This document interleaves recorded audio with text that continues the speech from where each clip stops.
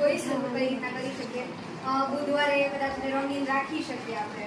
અને બીજો યુનિફોર્મ છે બાકીના દિવસોમાં સેટ કરીશું. આના પર વિચારણા કરીશું, વાત કરીશું, બરાબર? સર જોડે બી વાત કરીશું કે ભાઈ આ રીતના છોકરાઓની ડિમાન્ડ છે, ભાઈ ફ્રી ડ્રેસ લેવો છે, તો એના માટે બુધવાર કે કોઈ એક દિવસ નક્કી કરજો.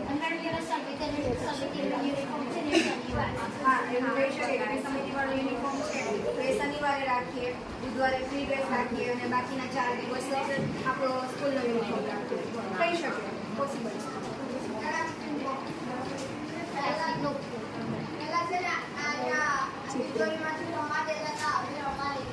રમતગમતના સાધનો યુઝ કરવા નથી દેતા. ઓકે, પણ રમતનો તમારે પીરિયડ આવે એમાં તમારે જે મેડમ આવે ને કહેવાનું કે શું કરશો તમે? મેડમ હશે તેને કહીશું કે આમાં સાધનો છોકરાને રમવા દો અને મોટા સભાથી ચાવી લાવીને છોકરાઓને સાધન ફાળે. ઓકે, આ તમારો પ્રયાસ રહેશે. બરાબર. બાદમાં પૂરો તોડે છે.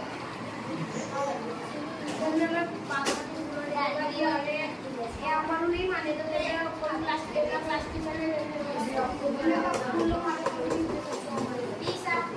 તમારી કમિટી બનાવી બાગકામ સમિતિ બનાવી જે બાગકામનું ધ્યાન રાખવું. ટોયલેટની સફાઈ પણ તમે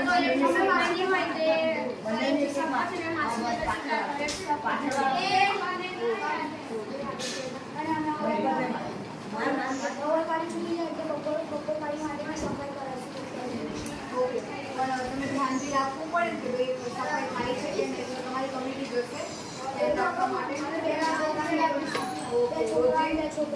ગર્લ્સના ટોયલેટમાં ગર્લ્સ અને બોયઝના ટોયલેટમાં જે રોજે સાફ સફાઈ છે કે નહીં જોઈ આપે, કોઈ વસ્તુ ગળતી તૂટતી છે કરી આપે, બરાબર? આ સિવાય ઘણી વખત કેવું થાય કે ભાઈ માસી સાફ સફાઈ કરે છે પણ બાળકો જ ગંદુ કરી નાખે છે, પાણી વ્યવસ્થિત નાખતા નહીં, તો પાણી નહીં આવતું.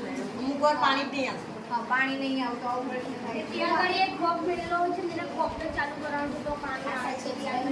આ કોપ લાગશે ને આ તમારી પાસે હેલ્પ કરશે બાળકોની રહેશે ને બાળકોને સમજાય છે કે તમે કોપ ચાલુ કરવાની તમને ક્લાસ આવે છે તો તમે કોપ ચાલુ કરશો. વ્યવસ્થિત પાણી નાખીને એવું બધું તમે સ્વચ્છતાનું સમજાવી શકો ક્લાસે જોઈ હે ને કહી શકો. ચલો આ સિવાય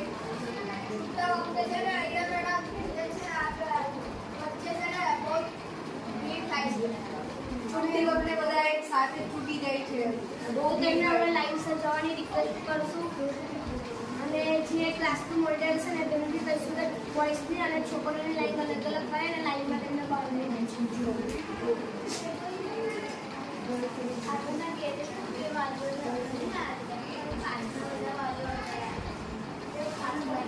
પાછળના ગેટેથી આવી ગઈ આગળ વાળાના અમારે નહીં આમ બોલશું.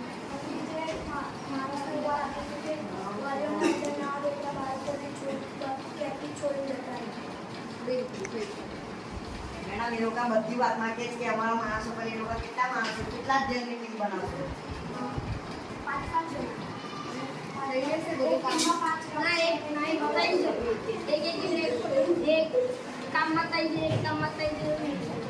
પણ બધું જ કામ એક 3 જણ પોલીસ પૂરું ના થઈ શકે ને, એના માટે કંઈક તો મધ્યાહન ભોજન કમિટી હોય તો તમે લોકો એમ કહો છો કે ભાઈ મધ્યાહનમાં ગર્લ્સ બોયઝ ઊભા રાખવાના છે, જમવા બેસાડવાના છે, મેડમ ચપ્પલ માટે જવા દેવાના છે, પ્રોજેક્ટ માટે બુટ ચપ્પલ માટે, પાછળનું પાણીનું ધ્યાન રાખવા માટે, બહાર ધોવા માટે, બધામાં તમારે માણસો કામ કરશે તો તમે ટીમ કેટલાની બનાવશો?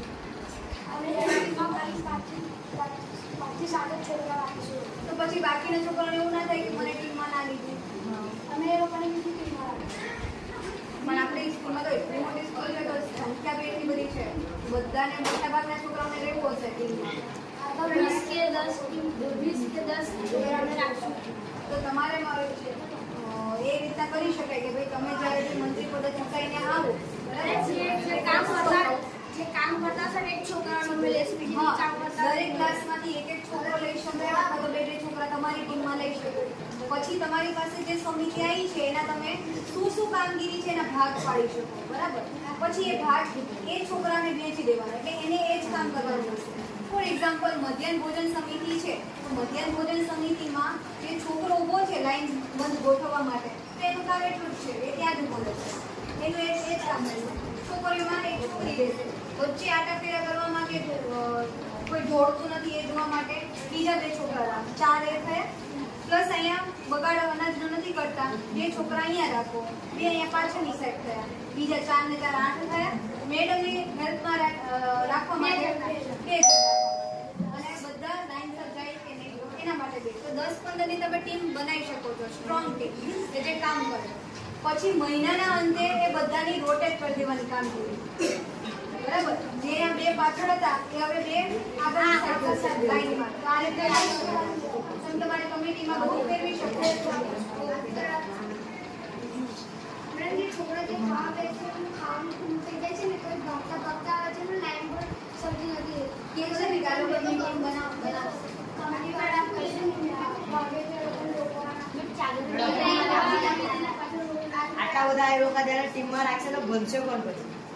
ભણશે જ નહીં, પણ આખો દિવસ આખો દિવસ ના રિસેસમાં ભણીએ અને પ્રાર્થના ચાલુ પીરિયડમાં ચાલુ પીરિયડ જવા દેશો ના?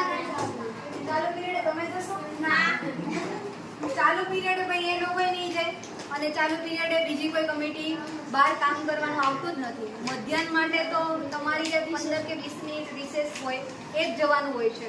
પ્રાર્થના માટે બી તમારી જે 20 મિનિટ હોય છે એ જ જવાનું હોય છે. તો આખો દિવસનો તો કોઈ સવાલ જ નથી ને બહાર જવા દેવાનો. ના કમિટીને જવા દેવા મળશે, ના તો આ છોકરાઓને જવા દેવા મળશે. ભણવાનું બગડશે નહીં, બરાબર ને? Okay done. ચલો આ કઈ